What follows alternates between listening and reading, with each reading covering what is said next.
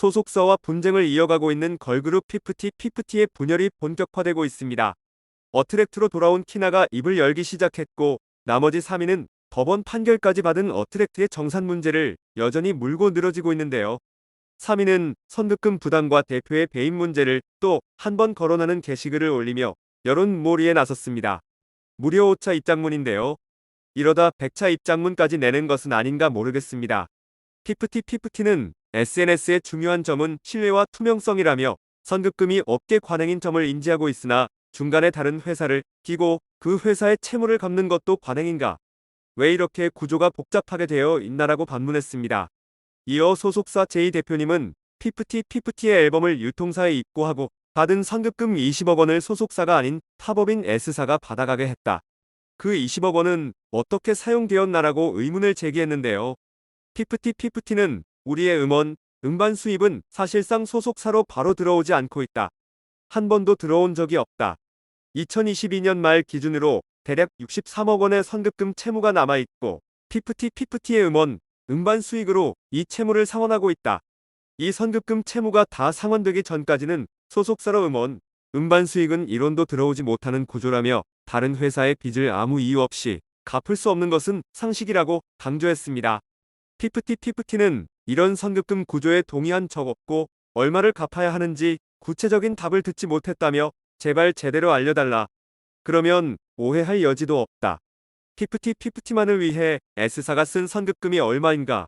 유통사는 왜 선급금 채무자도 아닌 소속사의 음반 수입으로 S사의 선급금 채무를 상기하고 있나? 소속사는 음반 유통사에게 어떤 약속을 하고 어떤 계약을 해준 건가라고 물었습니다.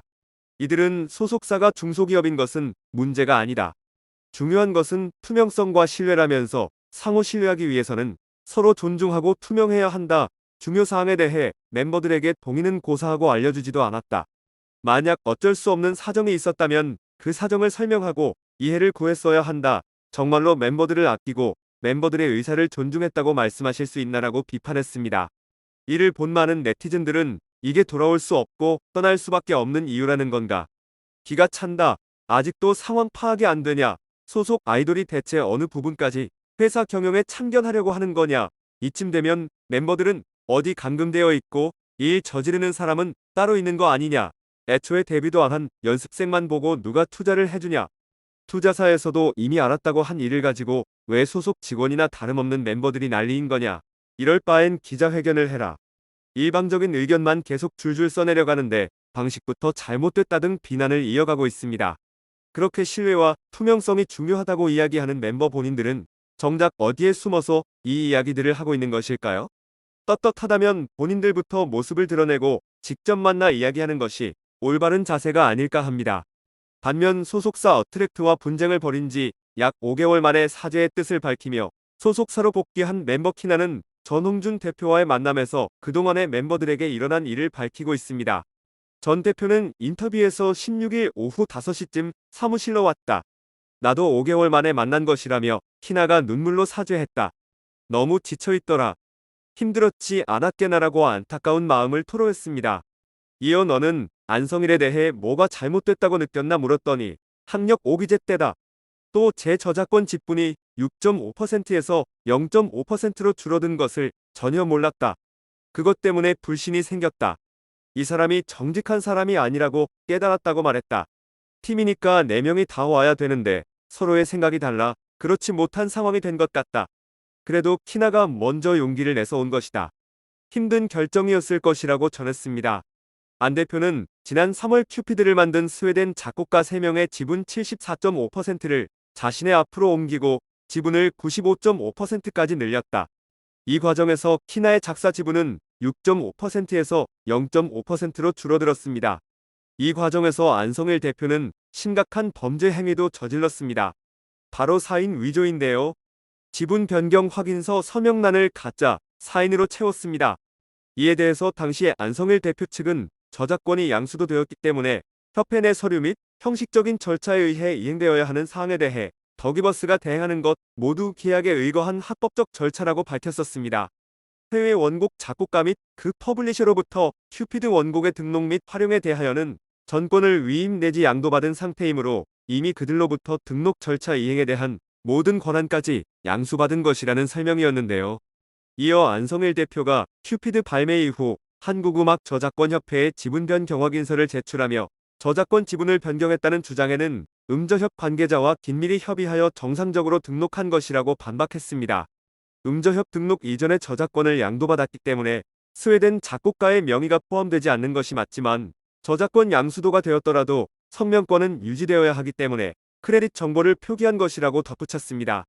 이 의혹이 처음 제기되었을 당시에는 스웨덴 작곡가들을 향해서만 관심이 쏠렸지만 이번에 키나의 발언으로 키나의 서명까지 위조라는 사실이 드러나며 더기버스 측의 주장이 사실이 아닐 확률이 더욱 커졌습니다. 더기버스의 주장이 사실이었다면 키나가 자신의 지분이 적어진 사실에 배신감을 느끼고 안성일 대표를 불신하는 상황이 벌어지지 않았겠죠. 그들의 주장이 맞았다면 키나 역시 지분이 적어지는 것을 알고 있었어야 말이 앞뒤가 맞습니다.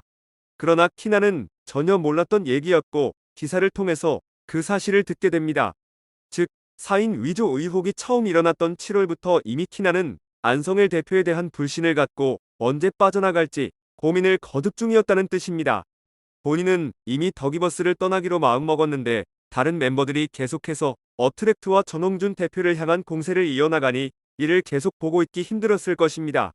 본인은 7년이라는 긴 시간에 걸쳐 힘겹게 데뷔를 했고 이렇게 소속사와 등지고 나가게 되면 더 이상 자신의 앞날의 연예계 활동은 없을 것이라는 깨달음을 얻었겠죠. 그렇게 키나는 어트랙트와 전홍준 대표를 도운 법무법인 신원의 도움을 받게 되었습니다. 우선 키나는 당분간 자숙의 시간을 갖게 되었는데요. 법적인 문제를 일으킨 것은 아니지만 소속사와의 분쟁 과정에서 사회적 물의를 일으킨 것에 대한 책임입니다. 전 대표는 괴로운 어둠 속에서 5개월 있었으니 심신이 안 좋더라. 일단 자숙의 시간을 갖고 진실되게 깊은 사죄를 해야 된다.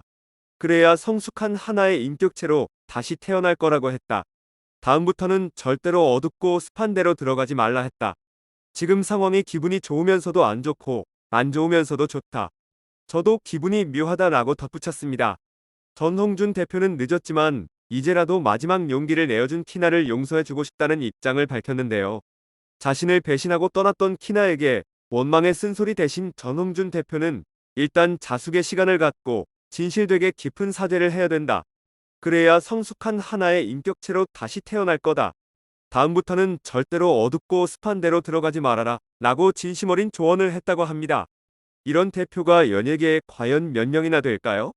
따지고 보면 자신을 지옥 구렁텅이로 빠뜨린 멤버 중 한 명인데 정말 대단한 인성의 소유자인 것 같습니다. 하지만 전 대표는 템퍼링 세력으로 지목한 외주 제작사 더기버스와 안 대표에 대한 공세 수위를 높여갈 의지를 밝혔습니다.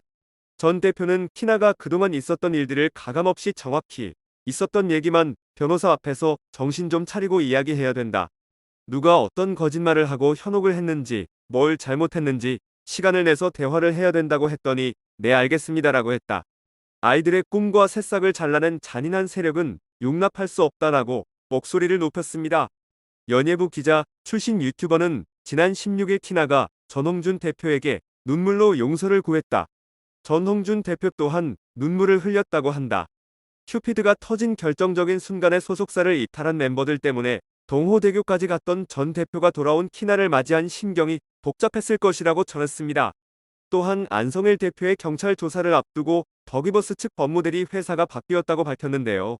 여기에 대해서도 놀라운 이야기가 나오고 있죠. 이제 나머지 멤버들이 뭐라고 주장하든 키나가 모두 반박하며 그들의 주장이 억지라는 것을 그간의 카톡 메시지나 통화 내용 등을 증거로 뒷받침해주지 않을까 하는데요. 추가 이탈자가 생겨나는 것은 시간 문제일 듯합니다. 키나가 돌아서는 큰 변화가 생겼음에도 폭로 아닌 폭로글을 이어가고 있는 멤버 3인인데요. 이들이 글을 올리는 SNS에는 외국어로 쓰여진 응원글 등 다양한 댓글을 확인할 수 있습니다. 이 같은 상황에서도 SNS를 개설해 계속된 폭로전을 향한 의지를 드러내는 것은 정확한 상황을 모를 수 있는 해외 팬들을 향한 동정표 여론을 얻기 위함이라는 추측도 있는데요. 하지만 오히려 이들에게 응원을 보내는 해외 팬들은 소수이고 현 상황을 국내 대중들만큼이나 잘 알고 있는 해외 K-팝 팬들이 대다수입니다. 해외 네티즌들의 반응 또한 잘 됐다. 키나가 나와서 본인이 틀렸다는 것을 인정하고 이렇게 하는 것은 확실히 쉽지 않다. 하지만 나머지 세 멤버에게는 좋지 않을 거다. 그들이 정직할 가능성이 적어 보인다. 나머지 세 사람이 돌아오지 않기를 진심으로 바라고 있다. 지금은 너무 늦었다. 키나는 적어도 다른 사람이 첫 발을 내디딘 후에 뒤늦게 따라가지 않고 스스로 앞으로 나아갈 수 있는 매너를 갖고 있었다. 전홍준 대표가 그에 대해 현명하게 대처하기를 바란다. 비록 그녀가 돌아왔더라도 그는 여전히 경계해야 한다든 국내와 크게 다르지 않습니다. 답답한 상황이 이어지는 듯하지만 한편으로는 키나의 달라진 행보로 쉽게 풀릴지도 모르는 이번 사태가 하루빨리 모든 진상이 드러나며 마무리되길 바라겠습니다.